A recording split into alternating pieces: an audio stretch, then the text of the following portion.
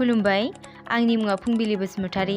नोंथांमोनखौ साफ्रोमखौबो आंनि फुंबिलि रादाब इउटुब चेनेलाव बरायनाय बावहरबाय। दिनै 16 जानुवारि 2022 मायथाइ। नोंथांमोननिसिम आं दिनै आरोबाव माखासे गोदान रादाब लाना फैदों।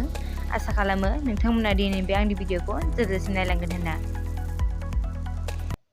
बिटिआर एकर्डनि 2 बोसोर उनावसो एनडिएफबिनि सासे सोद्रोमा एलसन बसुमतारीखौ क'क्राझारनि सान्दामारि एनएलएफबि केम्पआव लाबोनो हादों। बिथाङा बिटिआर एकर्डनि उनावबो म्यानमाराव हाजिरा मावनानै गावनि जिउखौ दैदेनबोदोंमोन। सिगाङाव बिथांनि सायाव म्यानमारावनो जुलि जानानै संसार जाबाय होनना बांसावनायखौ खोनानो मोन्दोंमोन। नाथाय बे बाथ्राखौ बिथां एलसन बसुमतारीया नेवसिगारो।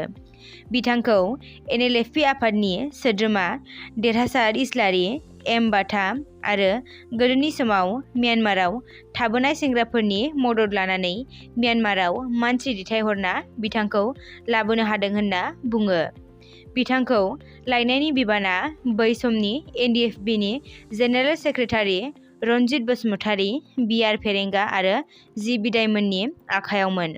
नाथाय बिसायख'थियाव देरहाखांनायनि उनावहाय बिथांमोनहा गावसोरनि बिबानखौ मावफुङाखै होनना बुङो। बिथाङा रोनिकाटा लाइमुथि गामिनि थागिबिमोन। 4 बोसोर पेरालाइज जानानै थानाय सुबुङा कर'ना भेक्सिन लानानै गाहामाव फैदों। सासे 55 बोसोर बैसोनि ब'कार' सालगाडी गामिनि सासे बोराय सुबुङा पेरालाइज जानानै माथो गैयै आरो आथिं आखाइ सोमावनो हायै जाना 4 बोसोर बिसिनायाव गोग्लैसोना दंमोन। नाथाय सोमोनांथावै बिथाङा 4 जानुवारि खालि कभिडनि टिका लानानै पेरालाइज जानायनिफ्राय गाहामाव फैदों। ब'कार'नि सिभिल सार्जन डक्टर जितेन्द्र कुमारआ बिथांनि माथो फैफिननाय आरो आथिं आखाइ सोमावनो हानायखौ नुना सोमोनांदों। डक्टर जितेन्द्र कुमारआ डुलारसननि मेडिकेल हिस्ट्रिखौ माखासे मेडिकेल टीमखौ नायबिजिरनो थाखाय बिथोन होदों। डक्टरा बुङो दि आं जाथायखौ नुना गोमोदों, अब्लाबो बिगियानगिरिफोरा बेनि फारसे बिजिरनांगौ होनना बिथाङा बुंदों।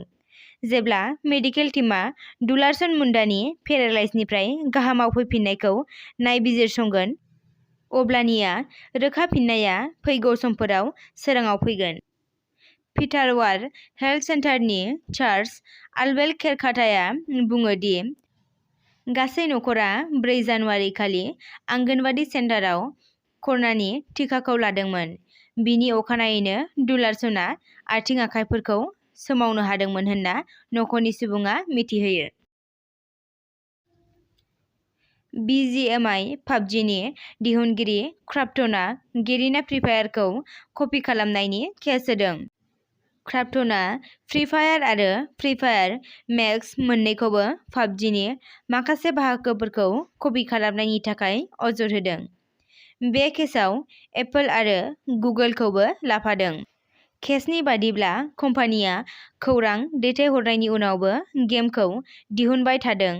क्राफ्टनआ गेरिना फ्री फायारनि सायाव पाबजिनि माखासे बाहागोफोरखौ कपि खालामनायनि अजद होदों, जेराव गेमनि जागायजेन्नाय, एयारड्रप, बेनि अनगा सिलाइ सायख'नाय, मेपनि माखासे लकेशनफोर, कालार, मेटारियेल आरो टेक्सचारफोरबो दंफायो।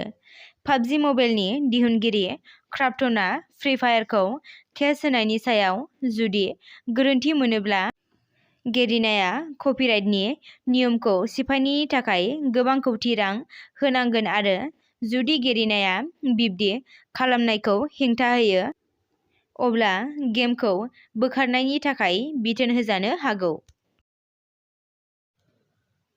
आसामनि गाहाय मन्थ्रि हिमन्त बिश्व शर्माया कर'ना भाइरासनि बांनाय थासारिखौ नोजोर होनानै माखासे आयेन फोसावदों।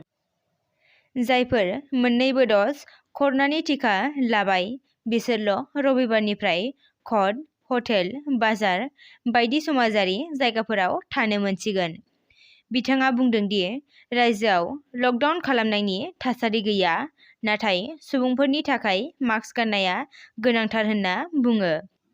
आसामाव थांनाय सुक्रुबारसिमाव 2340 जन कर'नानि सन्देरनायखौ मोननो हादों। जेराव 7 सुबुङा कर'नाजों जिउ गोमानांदों। गाहाय मन्थ्रिया थांनाय सप्तायाव बुंदोंमोन दि कभिडनि अमिक्रन भेरिएन्टआ 1 जानुवारिनिफ्राय रायजोआव थामथि खोलोबआ जागायबाय। बेनिखायनो साफ्रोमबो कर'नाजों गाग्लोबजानायखौ अमिक्रननि महरै फाहामथाय होगोन। बेनिखायनो जों गासैखौबो अमिक्रन भेरिएन्टजों गाग्लोबजानाय होनना सानना लागोन होनना बुङो। सोनाब बेंगलनि जलपाइगुरियाव बिकानेर-गुवाहाटी एक्सप्रेसनि जाब्रबथाया साफ्रोमखौबो सोमोनांहोदों, जेराव सा 9 सुबुङा जिउ गोमानांदों आरो गोबां सुबुंफोरा गोब्राबै जोखोम जादों। मिरु सरकारा थैनाय सुबुंफोरनो 5 लाख रां आरो जोखोम जानाय सुबुंफोरनो 1 लाख रां होनो थाखाय खोथा होदों। बेजों लोगोसे बिजेपिनि मन्थ्रि रुपा गांगुलीया जाथायनि सायाव सोंथि दिखांदों दि ट्रेनआ माबोरैहाय गावनि लामानिफ्राय गोग्लैनो हाखो होनना, आरो जाथायनि फारसे सिबिआइखौ बिजिरसंनांगौ होनना बुङो। बिथाङा बुंदों दि गोबाव बोसोरनिफ्रायनो बेबादि ट्रेननि जाब्रबथाया जाबोआखैमोन, नाथाय दा बिब्दि बिधान सभा बिसायख'थिनि समावसो माबोरैहाय बिब्दि जानो हाखो होनना सोंथि दिखाङो। रेलगारिया सानफ्रोमबो गावनि लामाजों थांलाय-फैलाय खालामगासिनो दङ आरो माब्लाबाबो बिब्दि जाब्रबथाय जायाखै होनना बिथाङा बुंबावो। दिनैनि रादाबा एसेनोसै।